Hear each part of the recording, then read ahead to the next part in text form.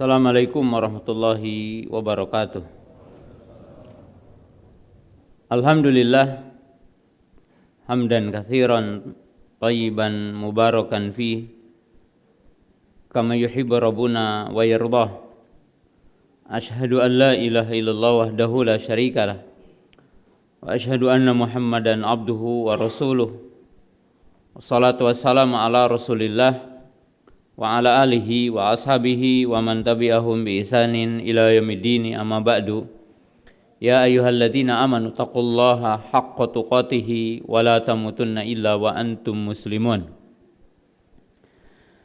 Kaum muslimin, para jamaah, para penuntut ilmu yang dimuliakan Allah Subhanahu wa taala, sahabat pemirsa Ahsan TV yang dimuliakan Allah Subhanahu wa taala. Pertama, marilah kita untuk senantiasa bersyukur kepada Allah Subhanahu wa taala yang senantiasa menganugerahkan kepada kita berbagai nikmat, terutama nikmat iman, nikmat Islam, nikmat kita berada di atas sunnah Rasulullah sallallahu alaihi wasallam, dan nikmat sehat sehingga pada kesempatan malam yang berbahagia ini kita dapat berkumpul kembali di majelis dan masjid yang mulia ini dalam rangka kita thalabul ilmi. Dan demikian juga ucapan terima kasih kepada seluruh pengurus Masjid Baitul Makmur yang telah memberikan waktu dan tempat untuk kajian di malam yang berbahagia ini. Ikhwan dan akhwat dan seluruh kaum muslimin yang dimuliakan Allah Subhanahu wa taala, kita masih dalam membahas kitab Usul Al-Qawaid Ad-Diniyah dari Imam Abdurrahman Ibn Nasir As-Sa'di rahimahullahu taala. Kita dalam pembahasan Al-Aslul Awal dari 5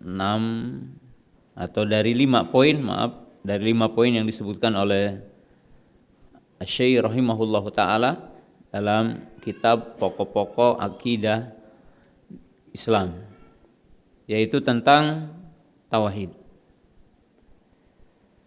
Telah kita jelaskan di pertemuan yang telah lalu, yaitu tentang definisi tauhid, pembagian tauhid, dan hubungan tentang tauhid yang 3, yaitu tauhid rububiyah, tauhid uluhiyah, dan tauhid asma dan sifat.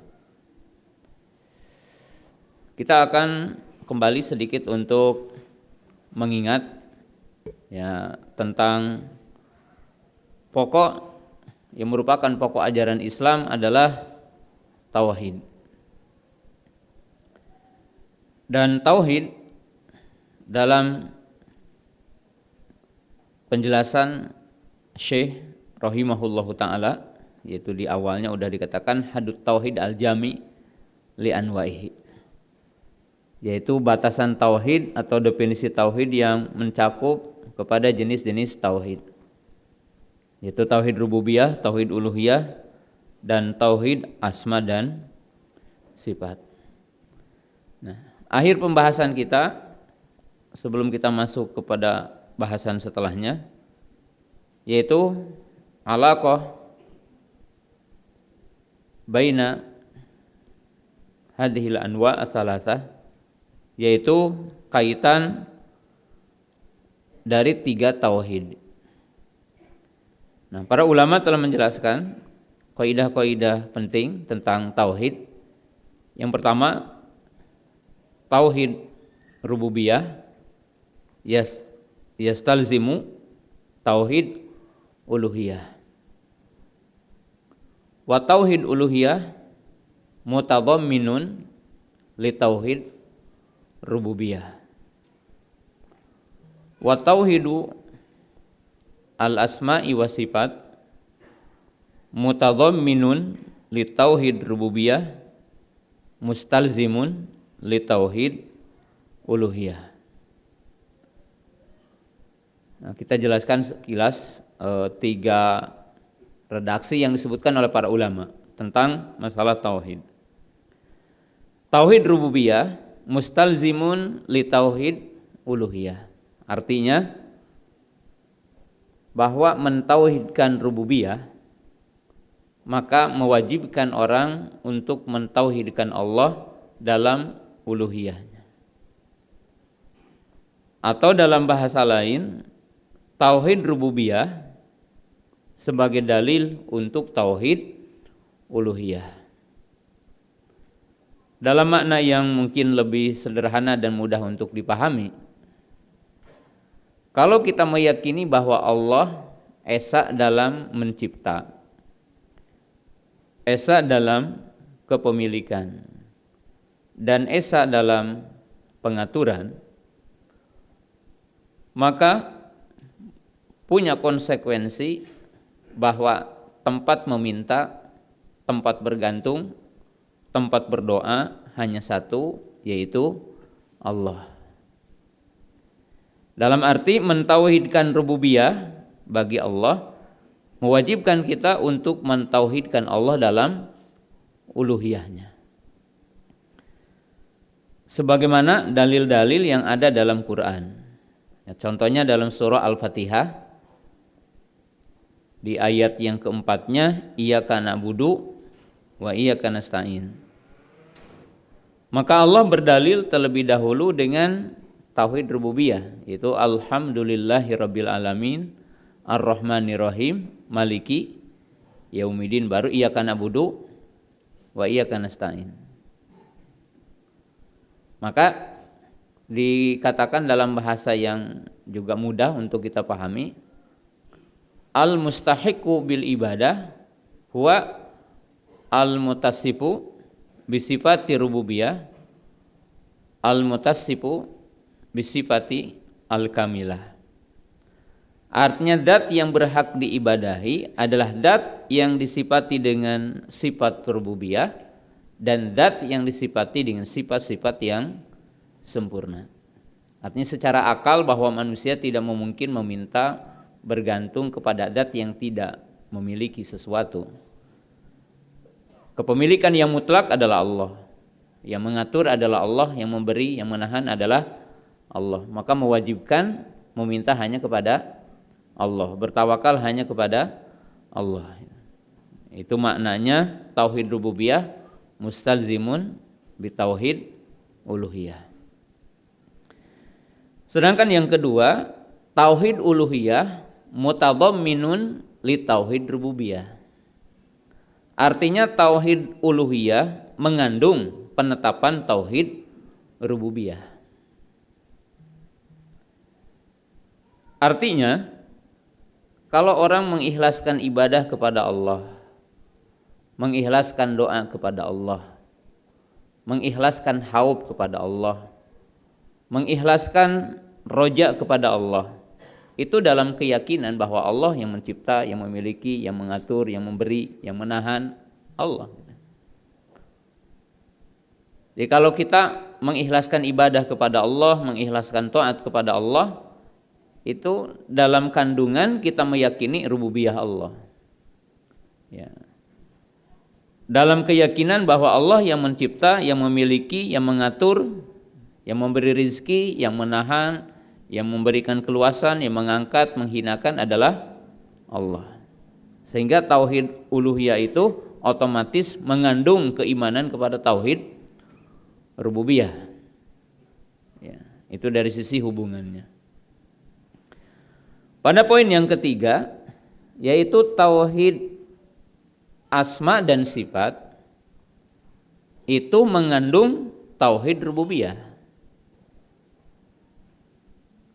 Ya, sebagai contoh, kita meyakini nama Al-Khaliq, huwal khaliqul bari'u. Secara otomatis, ya, keimanan bahwa Allah sebagai pencipta. Karena nama mengandung sifat, ya.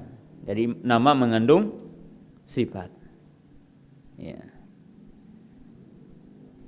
Otomatis meyakini perbuatan Allah, yaitu yakhluqu ma yasha. Allah mencipta apa yang Allah kehendaki.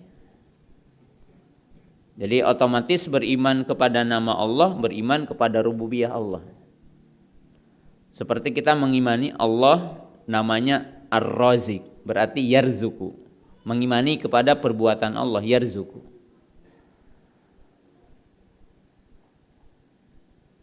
Kita mengimani Allah punya nama, namanya Ar-Rabb, maka mengimani sifat rububiyah. Jadi artinya beriman kepada nama otomatis beriman kepada rububiyahnya. Allah sebagai Rabb, pemilik, pengatur, dan mengandung beriman kepada nama dan sifat Allah berkonsekuensi tauhid uluhiyah. Ya, contohnya kita mengimani nama Allah, ai bimana al-ma'bud, al-ma'luh, al-haq, al-ma'budul haq. Ketika kita menamai nama lafzul jalalah Allah, maka otomatis menetapkan sifat uluhiyah dan menuntut kita mengikhlaskan ibadah kepada Allah. Nama Al-Ahad gitu. Nama As-Samad. Ya. Nama As-Samad, Al-Hayyu, Al-Qayyum. Ya. Qul huwallahu ahad, Allahu samad. Dalam arti ketika kita mengimani nama-nama Allah, otomatis mengimani sifat Allah, otomatis mengimani konsekuensi dari nama-nama itu, yaitu ikhlasul ubudiyati lillah, yaitu mengikhlaskan ibadah kepada Allah. Jadi mengikhlaskan ibadah kepada Allah. Ya. Oleh sebab itu, kaum muslimin pemirsa yang dimuliakan Allah Subhanahu wa taala, inti dari tauhid adalah tauhid apa? Uluhiyah. Jadi inti dari tauhid adalah tauhid uluhiyah. Ya.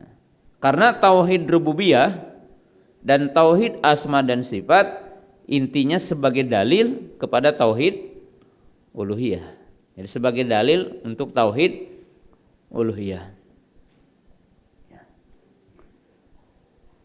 Kemudian Al-Quran telah menjelaskan dengan secara sempurna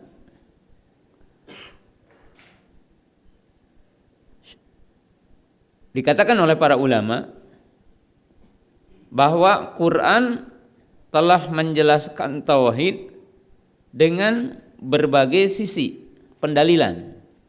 Jadi Al-Quran telah begitu lengkap menjelaskan tentang tauhid. Maka dinamakan tauhid itu aslul usul. Jadi pokok dari pokok-pokok yang merupakan landasan Islam. Nah, para ulama juga mengatakan Al-Quran kulluhu tauhid. Jadi Quran semuanya adalah tauhid. Jadi ketika kita membahas di kesempatan lain bahwa isi Quran kan ada 3. Khobar, berita. Kedua, awamir wa nawahi. Isi Quran itu perintah dan larangan. Yang ketiga, isi Quran itu al-wa'du wal wa'id. Isi Quran itu kabar gembira bagi ahlu ta'at. Dan yang kedua, kabar ancaman untuk ahlu maksiat. Orang-orang yang maksiat kepada Allah. Orang-orang yang kufur kepada Allah, orang-orang yang menyekutukan Allah, maka mereka mendapatkan wa'id, yaitu hukuman, azab, siksa. Sedangkan orang-orang yang beriman, bertakwa, bertauhid, taat kepada Allah, maka mereka mendapatkan al-wa'du, yaitu janji-janji, yaitu yang dinamakan dengan pahala, balasan-balasan berupa kenikmatan. Nah, tapi para ulama meredaksikan Al-Qur'anu kulluhu tauhid. Quran itu semuanya adalah tauhid. Nah, bagaimana kita memahami ucapan para ulama di lain kesempatan mengatakan Quran dibagi 3 isinya secara globalnya, dengan perkataan para ulama yang mengatakan Quran semuanya adalah tauhid. Nah, penjelasannya sebagai berikut. Yang pertama, semua khobar yang datang dari Allah itu berkaitan intinya tauhid. Jadi semua berita yang datang dari Allah itu intinya tauhid. Nah, bagaimana? Ya, contohnya Allah menghabarkan tentang nama dan sifatnya. Allah menjelaskan surga dan neraka. Ya, intinya berkaitan dengan tauhid. Karena Allah mengatakan surga tempat ahlu tauhid dan neraka tempat ahlu syirik, gitu kan. Allah mengatakan siapa yang menyekutukan Allah diharamkan baginya surga dan tempat kembalinya adalah neraka. Siapa yang mentauhidkan Allah maka baginya adalah apa? Surga. Ya. Maka berarti berita yang isinya dalam Quran itu ujungnya adalah apa? Tauhid. Ujungnya adalah tauhid. Berita tentang sifat-sifat Allah, berita tentang rububiyah Allah yang ada dalam Quran sebagai dalil agar manusia mentauhidkan apa? Allah. Ya. Kemudian awamir wa nawahi, yaitu perintah dan larangan. Maka bisa dilihat dari dua sisi. Sisi yang pertama bahwa pokok perintah adalah tauhid dan pokok larangan adalah syirik. Ya. Kemudian perintah sholat, perintah zakat, perintah puasa, perintah haji, perintah jihad, perintah berbakti kepada dua orang tua adalah tuntutan apa? Tauhid. Karena yang mentauhidkan Allah mesti mentaati Allah. Innalladzina qalu rabbunallah tsumma istaqamu tatanazzalu alaihimul malaikatu alla takhafu wa la tahzanu wa absyiru bil jannati allati kuntum tu'adun. Jadi dalam arti orang yang mentauhidkan Allah maka mesti mentaati Allah, mesti ibadah kepada Allah dengan menunaikan salat, menunaikan zakat, menunaikan puasa, menunaikan ibadah haji dan yang lainnya. Kemudian al-wa'du wal wa'id yang berkaitan dengan balasan, yaitu balasan untuk ahlu tauhid dan yang mengamalkan tuntutan tauhid, dan siksaan berkaitan dengan orang-orang yang menyelisihi tauhid dan konsekuensi dari tauhid. Maka dikatakan Al-Qur'anu kulluhu tauhid. Jadi Quran semuanya adalah tauhid, ya. Nah, kita lanjutkan bacaannya. Entah sama atau tidak halamannya. Yang di saya halaman 10 ya. Qala Asy-Syaikh rahimahullahu taala, fadakhala fit tauhid rububiyyati isbatul qada'i wal qadar wa annahu ma sya'allahu kana wa ma lam yasha' lam yakun wa annahu ala kulli syai'in qadir wa annahu al-ghaniyyul hamidu wa masiwahu faqirun ilaihi fi kulli wajhin. Nah, kita jelaskan sepotong ini saja. Ya. Kemudian Syekh rahimahullah ta'ala berkata, dan masuk pada iman kepada tauhid rububiyah adalah kewajiban iman kepada qada dan qadar. Artinya beriman kepada rububiyah Allah berkonsekuensi wajib iman kepada qada dan qadar. Atau dibalik, beriman kepada qada dan qadar bagian dari iman kepada rububiyah Allah. Nanti kita jelaskan. Wa annahu ma sya'allahu kana wa ma lam yasha' lam yakun. Dan bahwasanya apa yang dikehendaki Allah secara kauni akan terjadi. Karena tentunya di sini ada iradah, ada dua, iradah kauniyah, ada iradah syar'iyah. Wa ma lam yasha' lam yakun. Dan segala sesuatu yang Allah tidak kehendaki maka tidak akan terjadi. Jadi ini adalah beriman kepada masyiah Allah. Wa annahu ala kulli syai'in qadirun. Dan bahwasanya Allah maha berkuasa atau maha berkehendak kepada segala sesuatu. Wa annahu al-ghaniyyu al-hamid. Dan sesungguhnya Allah maha kaya dan maha terpuji. Wa masiwahu faqirun ilaih min kulli wajhin. dan selainnya, artinya selain Allah, maka sangat butuh kepadanya, artinya butuh kepada Allah. Tidak ada yang tidak butuh kepada Allah, seluruh makhluknya butuh kepadanya. Min kulli wajhin, dari berbagai sisi. Ya, maksudnya di sini ya, baik berkaitan dengan masalah din atau berkaitan dengan masalah dunia. Jadi intinya min kulli wajhin, pertama kalau secara globalnya bahwa hidayah, iman itu berkaitan dengan masyiah Allah. Sebagaimana hal-hal yang berkaitan dengan urusan dunia, ya, fakirnya, kayanya, sehatnya, sakitnya, seseorang adalah berkaitan dengan ketetapan apa? Allah. Berkaitan dengan masyiah Allah. Artinya berkaitan dengan kehendak Allah. Semua manusia bergantung kepada Allah, baik dalam urusan dunianya atau dalam urusan apa? Agamanya. Jadi orang dapat hidayah dengan taufik dari Allah. Orang dapat dunia adalah dengan iradah apa? Allah. Nah, kaum muslimin, para jamaah yang dimuliakan Allah Subhanahu wa taala. Nah, Syekh rahimahullahu taala di sini membahas ya, satu perkara yang sangat agung, yaitu berkaitan dengan masalah hubungan tauhid dengan iman kepada takdir. Ya. Jadi catat dulu, al-qadaru wadidom tauhid. Jadi iman kepada takdir hubungannya dengan tauhid. Jadi iman kepada takdir hubungannya dengan tauhid. Ya. Poin pertama yang disebutkan oleh Syekh rahimahullahu taala, bahwa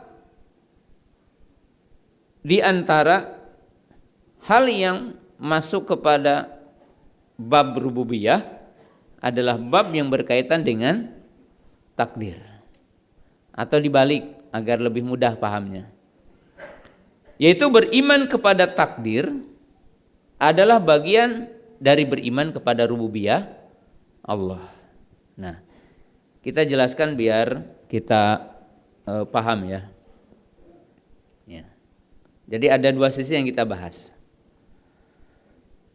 Kita bahas dulu iman kepada Allah, atau dengan istilah tauhid ya. Iman kepada Allah itu ada 4 rukun. Kita udah bahas di awal kitab ini. Itu al-iman biwujudihi, al-imanu birububiyatihi, al-imanu biuluhiyatihi, al-imanu bi asma'ihi wa sifatihi. Iman kepada Allah rukunnya ada 4. 1, iman kepada adanya Allah. 2, iman kepada rububiyah Allah. 3, iman kepada uluhiyah Allah. 4 adalah iman kepada nama dan sifat Allah. Ya. Karena sedang membahas apa yang dikatakan oleh Syekh, bahwa beriman kepada rububiyah, beriman kepada qada dan qadar adalah bagian iman kepada rububiyah. Nah, kita bahas dulu rububiyah. Nah, udah saya jelaskan di pertemuan yang telah lalu, walaupun mungkin sebagiannya tidak hadir waktu itu karena hujan.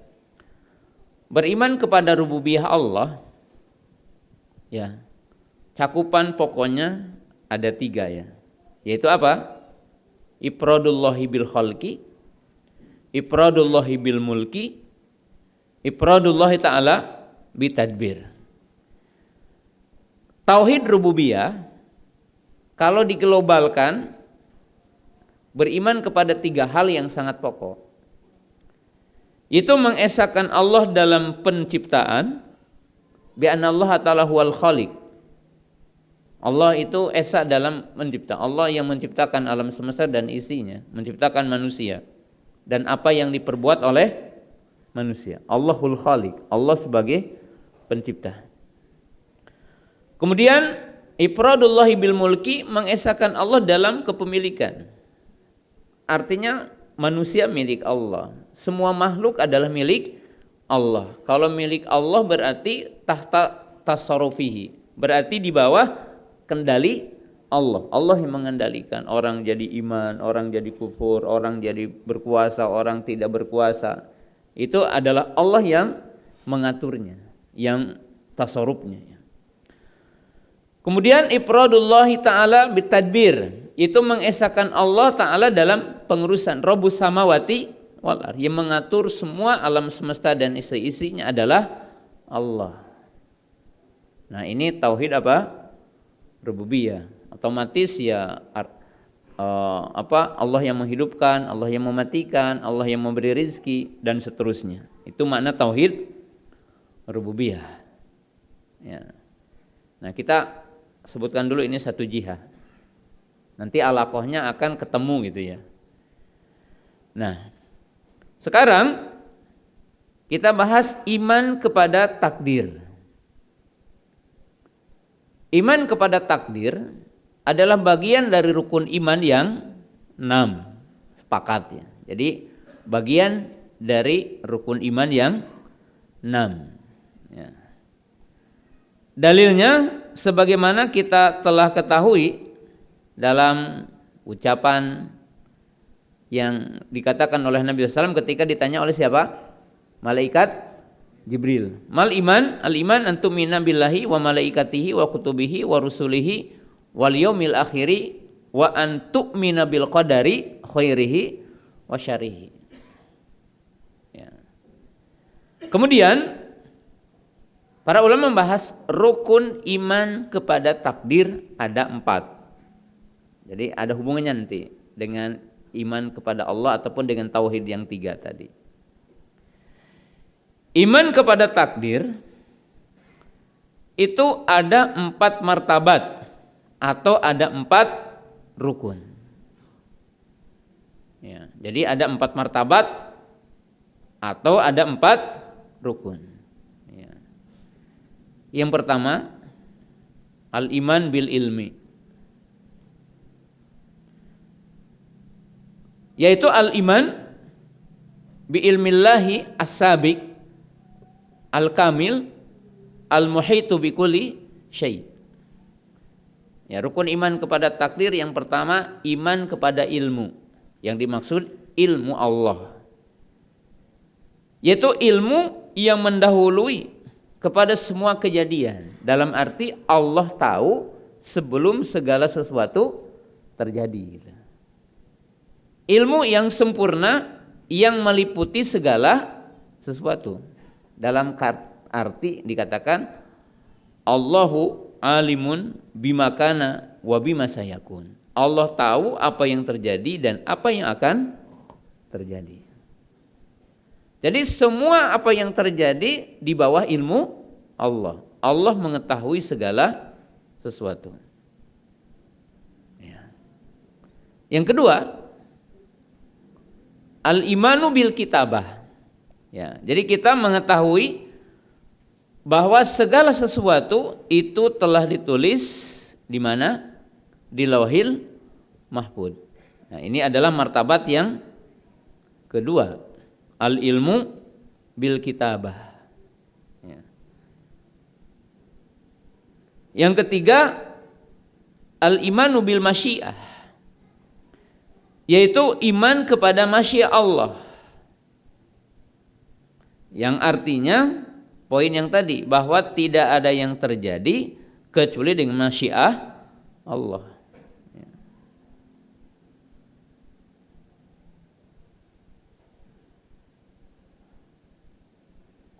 Kemudian martabat yang keempat yaitu iman kepada al-khalqu,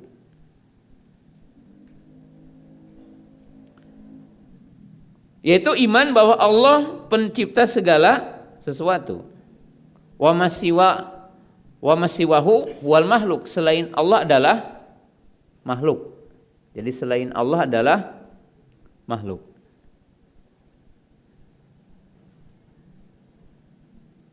Nah, jadi paham kita ya. Tadi iman kepada Allah ada berapa? Ada 4. Iman kepada adanya Allah, iman kepada rububiyah Allah, iman kepada uluhiyah Allah, iman kepada nama dan sifat Allah. Kemudian iman kepada takdir ada berapa tadi? Ada 4. Iman kepada ilmu, iman kepada kitabah, iman kepada masyiah, iman kepada sifat al-khalq, Allah sebagai pencipta. Nah, kata Syekh, dan yang masuk kepada rububiyah Allah adalah beriman kepada takdir. Artinya beriman kepada takdir adalah bagian dari iman kepada rububiyah Allah.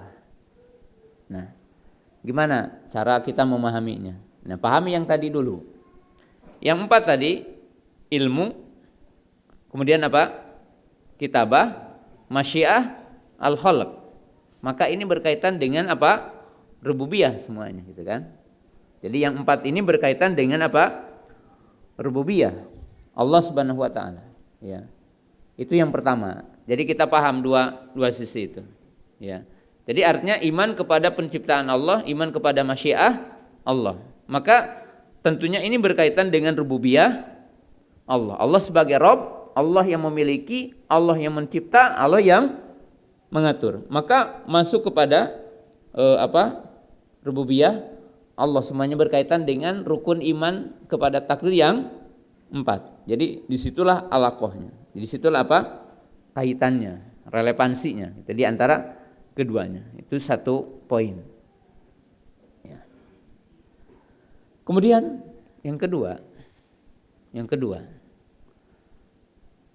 kita mengetahui bahwa tauhid rububiyah itu dalam definisi yang antum pernah tahu atau dengar dalam penjelasan saya atau ulama, ustadz yang lain atau para ulama, bahwa tauhid rububiyah itu apa? Ifradullah bi'af'alihi. Yani ifradullah bi'af'alihi. Tauhid rububiyah itu mentauhidkan Allah dengan perbuatan Allah. Jadi kalau tauhid rububiyah itu berkaitan dengan fi'lullah, dengan perbuatan Allah. Nah, takdir adalah perbuatan Allah, kan itu. Jadi takdir adalah perbuatan Allah karena berkaitan dengan masyiah Allah. Allah berkehendak untuk menciptakan, untuk mengangkat, untuk menghinakan, ketetapan Allah. Maka berkaitan dengan perbuatan Allah. Maka dikatakan beriman kepada takdir bagian dari beriman kepada rububiyah Allah Subhanahu wa taala. Ya, karena apa? Takdir itu berkaitan dengan perbuatan Allah, ya. Dan perbuatan Allah masuk kepada rububiyah Allah, sehingga dikaitkan antara tauhid rububiyah dengan iman kepada apa? Takdir. Ya, dari sisi itu yang kita melihat keterkaitannya.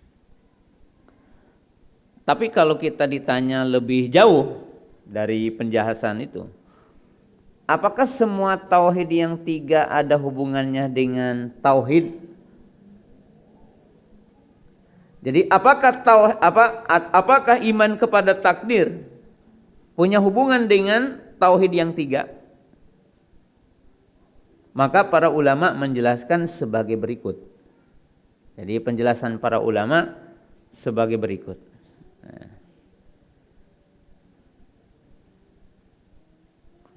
Ya, kalau kita ditanya gimana ya, hubungan 3 tauhid, ya, 3 tauhid,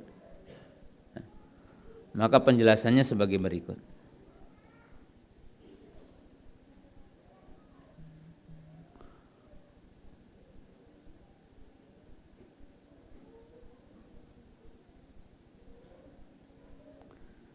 Syekh Muhammad Shalih Utsaimin menjelaskan seperti ini.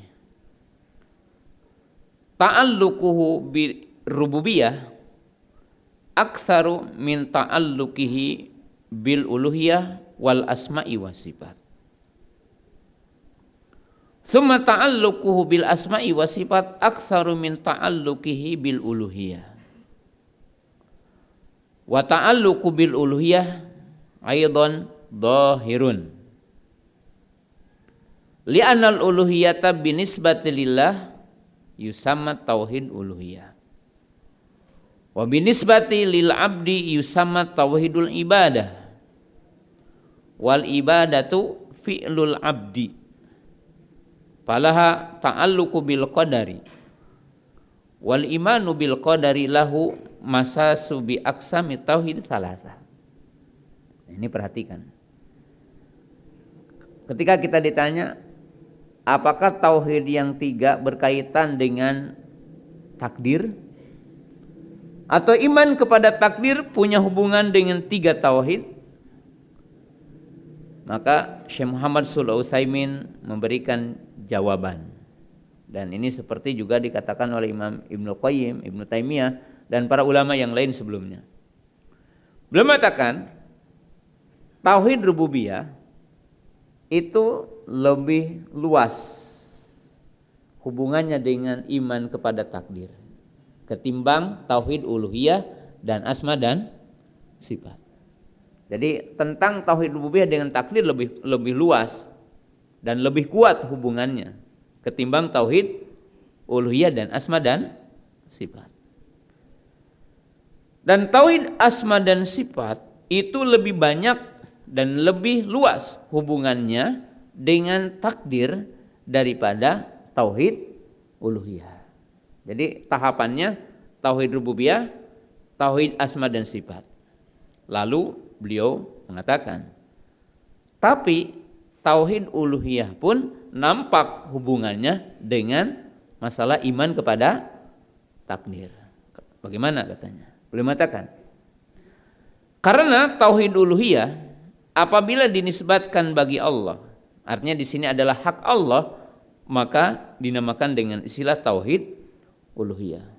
Jadi mengesahkan Allah dengan ibadah, kalau itu dinisbatkan kepada Allah sebagai hak Allah, Allah berhak untuk diesahkan, maka dinamakan dengan tauhid uluhiyah. Tapi apabila dinisbatkan kepada hamba, maka dinamakan tauhidul ibadah. Artinya kalau dinisbatkan kepada perbuatan manusia, karena dalam istilah para ulama kan tauhid uluhiyah itu bisa dikatakan ifradullahi ta'ala bil ibadah atau ifradullahi bi af'alil ibad. Tauhid uluhiyah itu mengesahkan Allah dengan ibadah atau mengesahkan Allah dengan perbuatan hambanya. Ya. Maka kata beliau, kalau dinisbatkan kepada hamba, maka perbuatan ibadah adalah perbuatan hamba, dan perbuatan hamba berkaitan dengan takdir. Dalam arti apa yang dilakukan manusia berkaitan dengan takdir Allah. Yani termasuk para ulama mengatakan orang mungkin pernah pegang begini itu dengan takdir Allah. Ya, orang pegang dagu, orang ngupil gitu ya, ngorek telinga gitu, itu dengan takdir Allah. Dalam arti tidak ada satu apa yang terjadi pada manusia, ketika kita berbicara manusia ya, tidak semua makhluk, maka itu adalah berkaitan dengan ketetapan Allah. Bahkan semuanya dikatakan tidak ada daun-daun yang jatuh kecuali telah ditetapkan oleh Allah di Lauhil Mahfuz. Allah tahu kapan daun itu akan jatuh, bagaimana jatuhnya, kemana jatuhnya. Allah maha tahu. Nah, kalau ditinjau dari sisi itu, maka perbuatan hamba yang merupakan bagian dari kewajiban mengikhlaskan Allah dengan istilah tauhid uluhiyah itu juga berkaitan dengan dengan masalah takdir. Kenapa? Karena perbuatan hamba di bawah masyiah Allah. Jadi di bawah masyiah Allah Subhanahu wa ta'ala.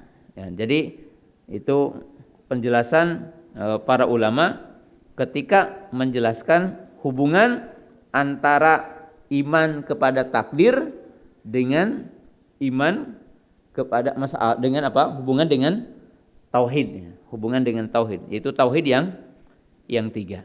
Nah, tapi yang lebih nampak ya apa yang dikatakan oleh para ulama bahwa beriman kepada takdir itu erat hubungannya dengan iman kepada iman kepada rububiyah Allah, atau beriman kepada takdir adalah bagian dari iman kepada rububiyah Allah ya. Atau beriman kepada rububiyah Allah mewajibkan iman kepada takdir.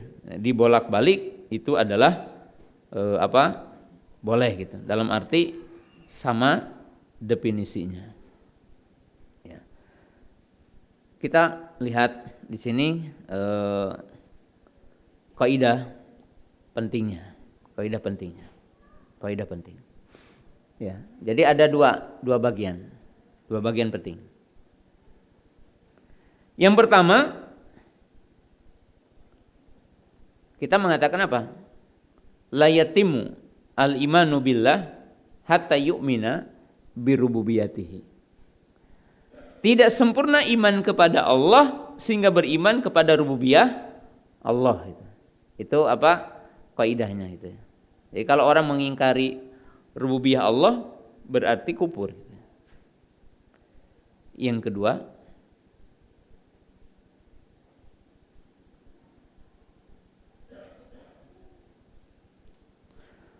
la yatimu al-imanu bi rububiyatillah hatta yu'mina bil qada'i wal qadar. Yang kedua, tidak sempurna iman kepada rububiyah Allah sehingga beriman kepada qada dan qadar.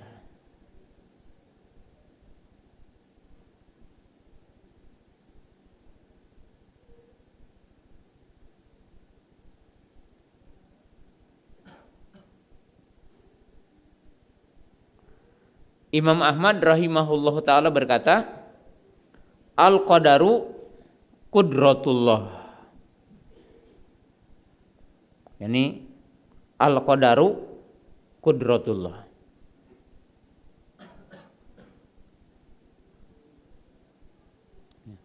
Qudrah itu bagian tauhid apa? Rububiyah. Artinya beriman kepada kekuasaan, kekuatan Allah Subhanahu wa ta'ala. Anallah ta'ala yaf'alu may yasha. Allah ta'ala melakukan apa yang Allah apa? Kehendaki.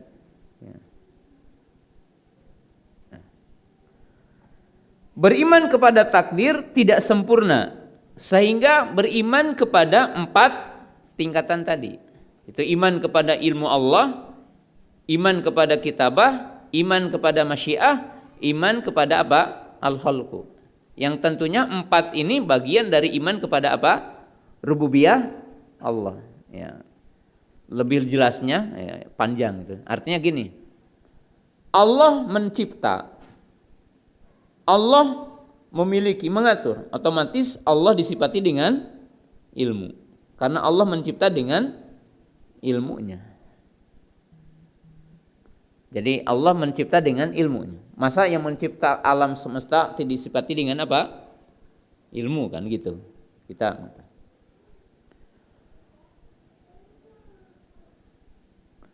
Ia mencipta dengan semua perbedaannya menunjukkan Allah memiliki sifat apa?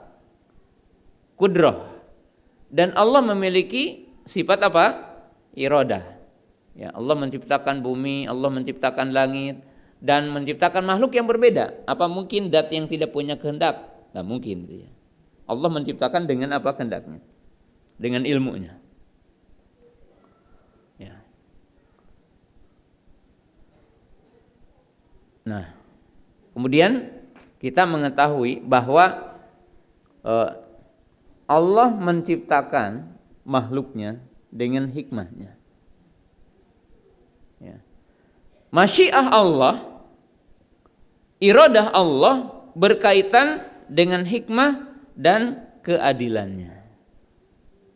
Nah, itu yang wajib kita imani. Tapi ini bahasannya nanti dalam masalah takdir gitu. Secara khusus, karena ini bukan membahas tentang takdir gitu. Secara khusus, tapi kita membahas hubungan iman kepada takdir dengan iman kepada tauhid yang 3 atau secara khusus dengan tauhid apa? Rububiyah. Ya. Artinya sesuatu yang wajib kita ketahui dan imani dalam akidah ahli sunnah bahwa Allah Ta'ala menetapkan segala sesuatu itu dengan hikmah dan keadilannya. Allah menciptakan baik dan Allah menciptakan keburukan dengan apa? dengan hikmahnya. Nah, kalau kita katakan kenapa Allah tidak menciptakan kebaikan saja gitu, di dunia ini gitu ya. Kenapa Allah menciptakan syaitan? Ya. Allah menciptakan keburukan. Nah, apa yang Allah perbuat dengan keadilannya dan dengan apa? Hikmahnya. Ya. Maka di sini hubungannya Allah dinamai dengan apa? Al-Hakim, Azizun Hakim. Ya. Penjelasannya sederhana, umpamanya kita lihatnya. Allah menciptakan iblis. Bahkan mungkin kita hari ini dunia itu kan dengan pandemi. Allah menciptakan corona. Ya. Itu virus yang namanya apa? Corona. Syar atau enggak? Syar. Syar. Buruk, tapi tidak buruk semata. Ada di belakang semua takdir ini adalah hikmah. Hikmahnya apa? Para ibu, para bapak belajar jadi ustadz beneran di rumah gitu kan. Selama ini antum ya mendidik anak itu nitipin ke orang gitu kan. Dengan adanya pandemi ya ada hikmahnya. Oh ternyata begini ya ngajarin anak itu berat ya gitu ya. Supaya antum mau bayar ke guru gitu. Oh ngedidik anak itu sulit ya. Ya, punya anak 3 saja repot, apalagi guru harus satu kelas 25 orang ya. Mau terasa gitu. Hikmah jadi ustadz, hikmah jadi orang pengajar itu memang berat ya. Oh layak ya. Kalau antum kerja di perusahaan dibayar 10 juta, masa guru dibayar 1 juta gitu. Ya, itu kan hikmah itu agar orang bisa berpikir itu. Ada hikmahnya di belakang. Hikmah. Ya. Allah menciptakan iblis. Kenapa katanya tidak malaikat saja kok diciptakan iblis gitu. Ya ada hikmah di belakang. Untuk apa? Untuk jihad. Ya. Untuk jihad. Antum berdakwah, ada yang mengikuti, ada yang menentang. Itu hikmah semuanya, hikmah. Di belakangnya. Maka diistilahkan wasyarru laisa ilaik. Yang semata-mata buruk tidak dinisbatkan kepada Allah. Karena yang Allah ciptakan dari keburukan di belakangnya ada apa? Ada kebaikan. Ya. Bahkan dengan pandemi ini banyak juga orang yang kaya gara-gara pandemi. Ya, banyak orang. Ada yang kaya itu dengan cara yang buruk, ada yang kaya dengan cara yang baik. Ada yang kaya dengan cara yang buruk ya mungkin ya semua orang bikin banyaklah gitu ya, nggak usah disebutin di sini. Ya, orang dapat kekayaan, gitu kan? Ya. Ada yang dengan cara yang baik ya tidak sedikit. Ya ibu-ibu pinter jualan di rumah. Ya dengan pandemi ini, tapi jangan pinter jualan di rumah, jual kulkas, jual pinter jualan juga gitu ya. Tapi itu artinya di belakangnya semuanya ada hikmah. Ya. Tapi teman-teman yang dimuliakan Allah, sebagai penutup 5 menit. Para ahli, dan itu nyata ya, bahwa ada yang lebih besar dari pandemi COVID-19, yaitu infodemik. Tahu infodemik? Tahu nggak infodemik?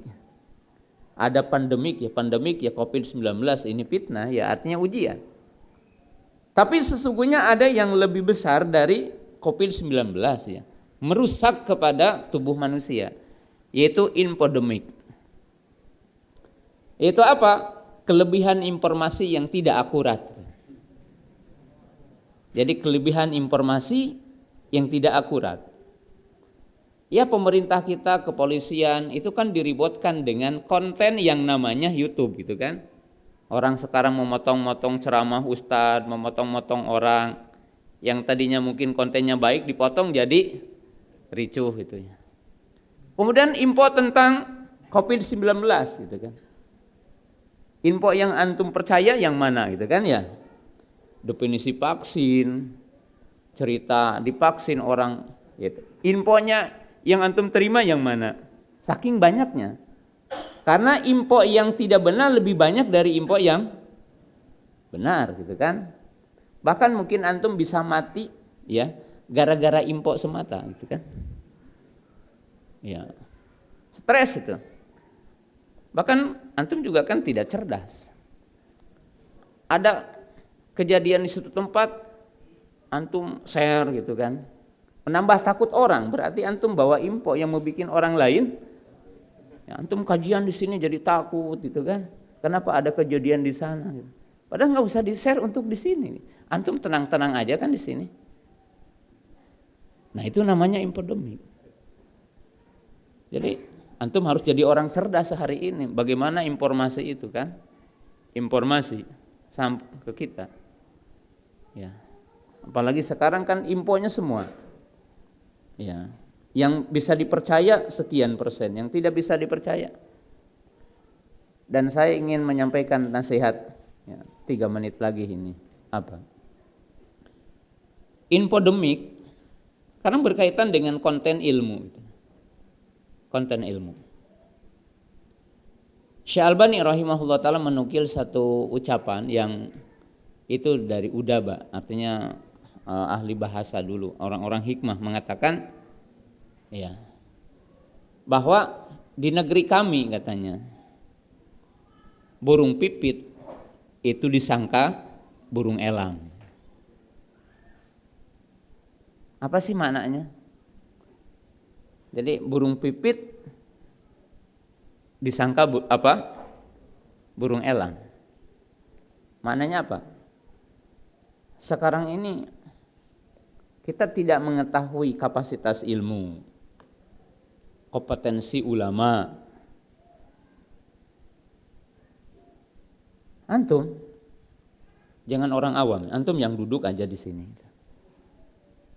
Orang yang dikenal di YouTube lebih antum percaya ketimbang orang yang punya ilmu hari ini. Kenapa? Karena burung pipit di Indonesia diasangkannya adalah burung elang gitu. Burung elang. Karena antum sendiri tidak tahu sebenarnya mana orang alim, mana yang hanya penceramah gitu.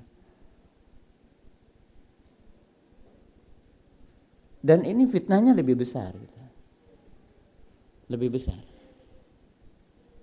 Ya. Mana yang dinamakan ulama robani dengan bukan ulama robani, kita tidak tahu hari ini. Kita antum semua para jamaah mengambil ilmu dari potongan-potongan. Agama ini perlu tafsil, agama ini perlu perincian. Perlu perincian ketika akan mengamalkan. Antum butuh duduk ya. Kita syukuri dengan berbagai kemajuan teknologi. Tapi sepakat, hatta yang beragama bukan agama Islam sepakat mengatakan semua konten itu namanya kemajuan zaman, silahun duhadain, yaitu pedang yang memiliki 2 ketajaman. Kita bersyukur, antum bersyukur mendapatkan ilmu dengan mudah. Tapi ilmu tetap diambil dari ahlinya, dari lisannya, bukan sekedar dari potongan video. Karena itu mungkin bukan ilmu yang sesungguhnya, tafsilinya. Nah, dan ini fitnah akhir zaman. Jadi perlu kita ketahui infodemik itu lebih jahat dari COVID-19. Dari COVID-19 lebih berbahaya. Bahkan mungkin darah manusia, harta manusia, kehormatan manusia akan rusak. Dan mendeteksi COVID-19 lebih mudah. Pakai apa? Antigen, PCR. Kalau antum akan mengecek berita pakai apa? Coba antum mengecek YouTube pakai apa? Nggak bisa. Bisa pakai PCR? Bisa pakai antigen? Nggak bisa. Nah, di sini perlu ya ahlus sunnah didewasakan ya. Antum ya jangan membuat orang lain lebih takut gitu ya. Nggak usah kasih komentar. Kalau fitnah itu jangan bicara di WA. Antum ngasih share, nggak usah. Japri aja ke orang yang terjadi di tempatnya, telepon orangnya gimana. Doakan, jangan merasa antum ini sedang berbuat baik, bukan sedang berbuat baik, menambah tidak baik gitu ya. Dalam kenyataan seperti itu. Nah, jamaah yang dirahmati Allah Subhanahu wa taala, ya tidak ada pertanyaan, udah jam 9 lewat 3 menit ya. Insyaallah ya di waktu yang lebih luasnya nanti jam isya'nya udah berubah lagi insyaallah. Subhanakallahumma bihamdika asyhadu an la ilaha illa anta astaghfiruka wa atubu ilaik. Assalamualaikum warahmatullahi wabarakatuh.